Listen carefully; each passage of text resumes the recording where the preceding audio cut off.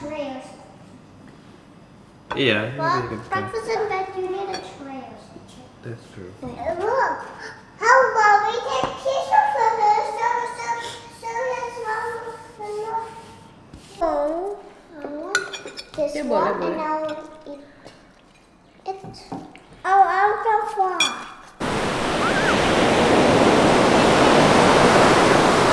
Hai, Assalamualaikum warahmatullahi wabarakatuh. Welcome back to my channel. Buat yang baru lihat channel ini, kenalin aku Muriel. Aku suka sharing mengenai gaya hidup berkesadaran.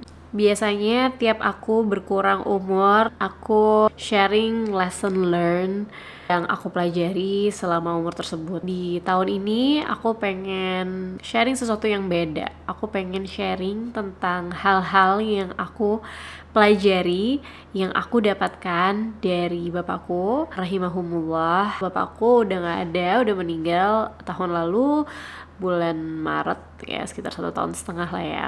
Tentunya setelah bapak gak ada, banyak refleksi-refleksi yang aku lakukan, dan secara sengaja maupun gak sengaja, hal yang aku pelajari, yang aku dapatkan dari beliau, yang ternyata itu sungguh sangat banyak, dan baru aku pahami setelah aku berusia sekarang gitu.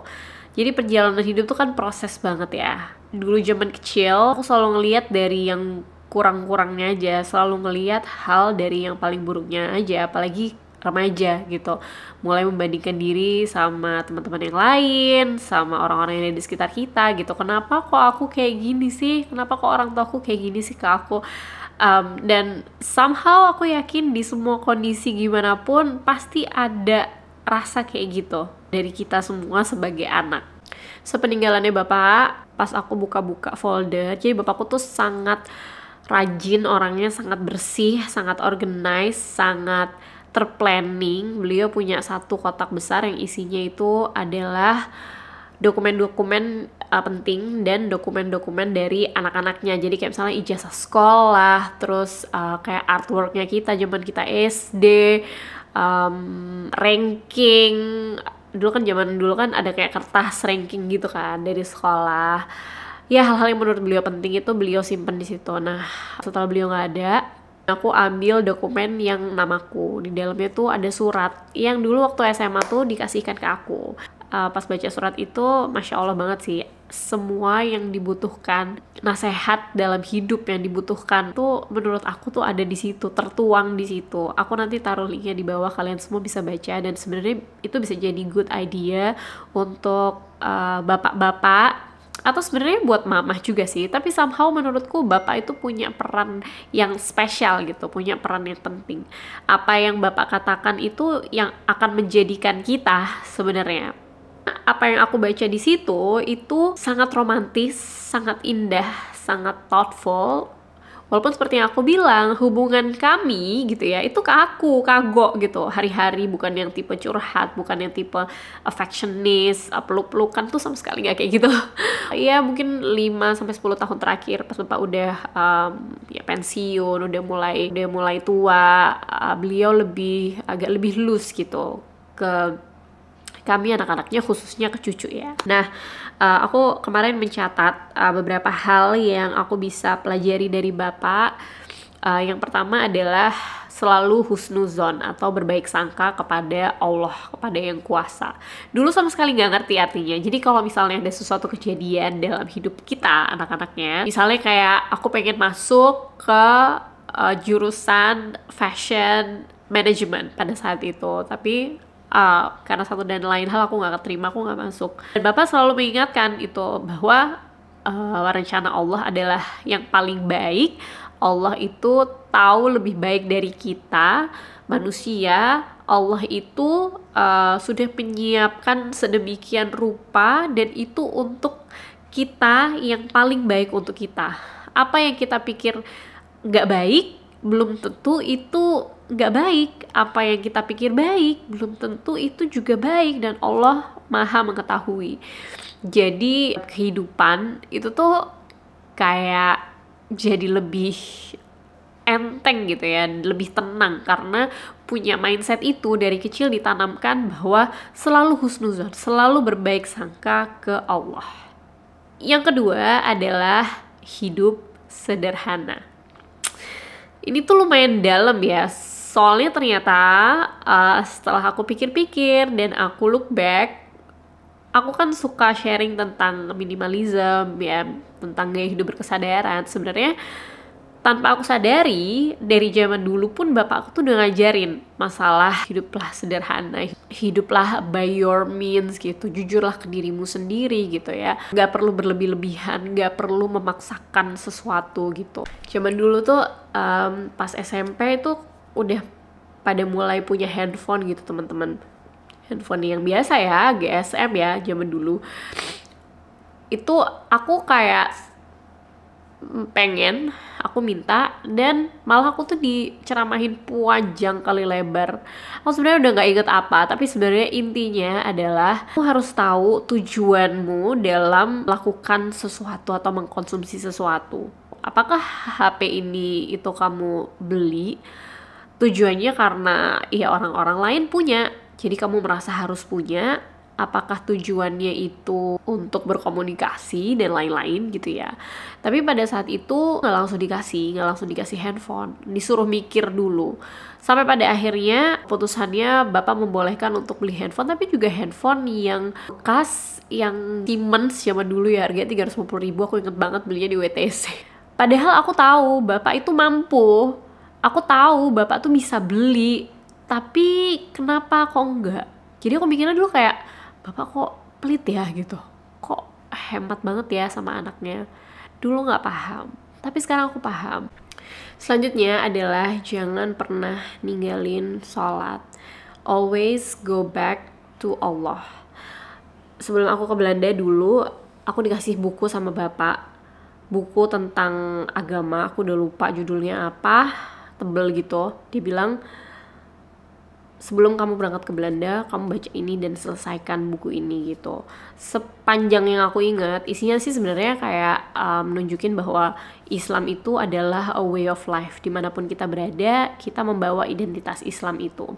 Walaupun ya sejujurnya pada saat aku di Belanda ya masih zaman jahiliyah ya, seperti anak muda pada umumnya, mencoba berbagai macam hal, penasaran sama banyak hal gitu. Tapi sebenarnya satu pesannya, selalu sholat, jangan pernah tinggal sholat. Itu adalah fondasi kita, itu adalah kewajiban kita, itu adalah bare minimum. Kalaupun ada kekhilafan yang lain yang masih dilakukan, ya mudah-mudahan enggak ya. Maksudnya pada zaman dulu itu kan berbeda, ilmunya enggak seperti pada saat aku hari ini. Ya ilmunya sekarang juga nggak banyak-banyak banget, tapi paling nggak lebih baik daripada saat itu ya. Pada saat itu, kondisi pada saat itu, pada akhirnya apapun yang berkelok-keloknya yang aku lewatin, at the end of the day, aku selalu kembali ke sajadah, aku selalu kembali ke Allah. Yang keempat adalah tahu kapan mencari kata cukup. Ini berhubungan banget sama hidup sederhana tadi. Aku tuh belajar dan aku sekarang baru paham ya. Jadi aku tuh kan anak terakhir, anak keempat. Ya dimana dulu yang anak pertama itu masih ngerasain ekonomi agak sulit, yang kedua juga, yang ketiga juga, tapi semakin membaik, dan aku tuh ngerasa ekonominya yang udah baik banget lah gitu pada saat punya anak aku. Terus dulu tuh aku suka nguping kalau mamaku cerita, mamaku bapak tuh dulu sering ditawarin untuk jadi pejabat, untuk pindah ke Jakarta, untuk jadi ini tuh. By the way, bapakku tuh scholar ya, beliau adalah akademisi, beliau adalah dosen. Selintingannya, sesirkelnya beliau tuh memang udah banyak yang kemana-mana sih gitu, maksudnya jadi eselon 1 di Jakarta dan sebagainya. Tapi bapak tuh nggak pernah mau gitu. Bapak bilang, bukan, aku hidup nggak nyari itu. Aduh. Bapak bilang dalam hidup tuh bukan itu yang dia cari. Dia nggak cari posisi, dia nggak cari jabatan. Yang dia cari itu adalah kebermanfaatan buat orang lain. Aduh, sorry ya kalau ngomongin soal bapak tuh ya gitulah, kadang-kadang masih inget. Kalau kalian masih ada orang tua kalian, kayak gimana pun hubungannya, usahakan birrul walidain, usahakan yang terbaik buat mereka. Walaupun kadang gak cocok, kadang ada hal yang bikin kita kesel, bikin kita marah, ada trauma tersendiri, tapi itu tentang kita gitu, bukan tentang mereka. Di depan mereka kita tetap harus baik dan menjalin hubungan. Anyway, beliau adalah orang yang sangat dermawan, yang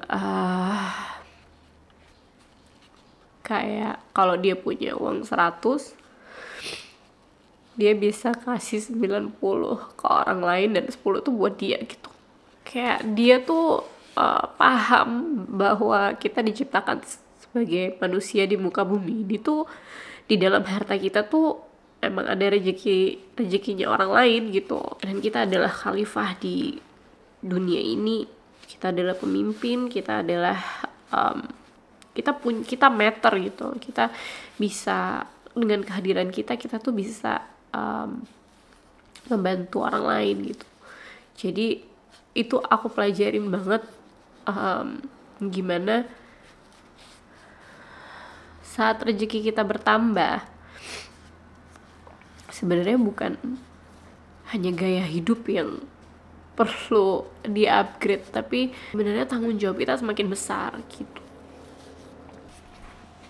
Itu tadi poinnya jadi 2 poin ya. Tahu kapan cukup dan bermanfaat buat orang lain. Sebenarnya ada beberapa poin lagi sih yang aku pengen share, tapi kayaknya itu dulu ya. Agak berat juga soalnya ngomongin Bapak. Kalian bisa baca aja surat yang Bapak tinggalin, yang sekarang menjadi kayak harta karun gitu buat aku. Insya Allah aku akan turunin juga ke anak-anakku. Pokoknya kita sebagai orang tua harus selalu mau buat belajar, jangan menyerah atau terlalu banyak penyesalan gitu. Apalagi kalau buat kita yang belum healing dari trauma masa kecil kita, dari apa yang pernah kita lewatin saat kita kecil gitu. Kita harus ingat bahwa mereka pun juga sebagai orang tua itu punya struggle mereka sendiri. Mereka juga punya trauma yang mereka bawa yang mereka nggak ngerti gitu. Alhamdulillahnya kita dikasih rahmat, kita dikasih berkah untuk bisa mempelajari dari diri kita yang harus kita sembuhkan gitu.